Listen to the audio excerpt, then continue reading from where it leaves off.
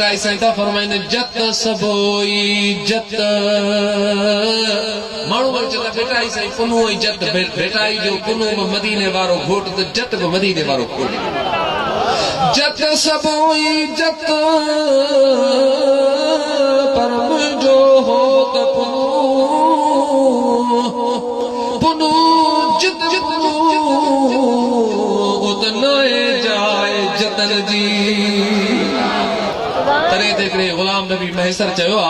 अज तारम बेड़ो तरियो मुंहिंजा मिठा तुंहिंजे करे अज तारम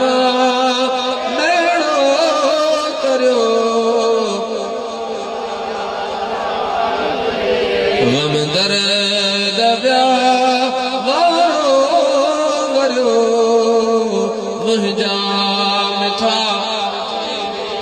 इंशाअल्लाह हिते बेड़ो तरंदो त क़यामत जॾहिं बि तरंदो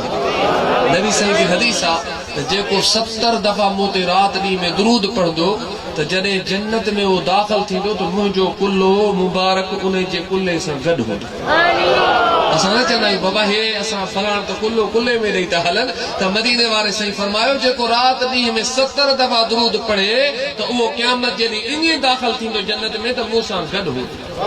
अल्लाह मूं सां गॾु जन्नत में दाख़िल थींदो त मुंहिंजा सुहिणा मुसलमान भाउ दुरूद जी आदत पढ़ो जो ज़रूर न त वॾो दुरूद पढ़ो सल्लल्लाहु अलैहि वसल्लम सल्लल्लाहु अलैहि वसल्लम सल्लल्लाहु अलैहि वसल्लम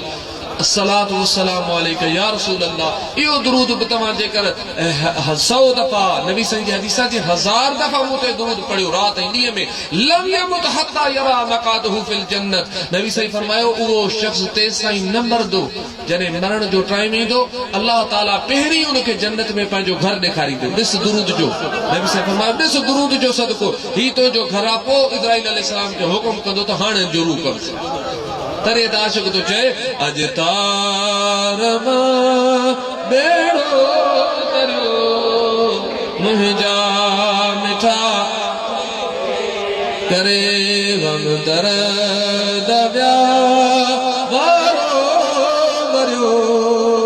मुंहिंजा मिठा अबू जहल अंधो थियो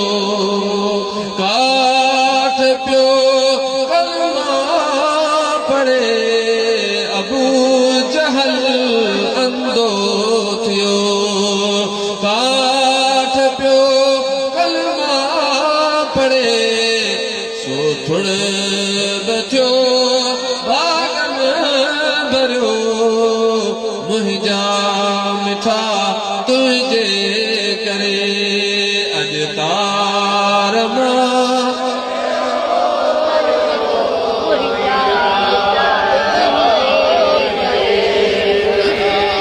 अज तारम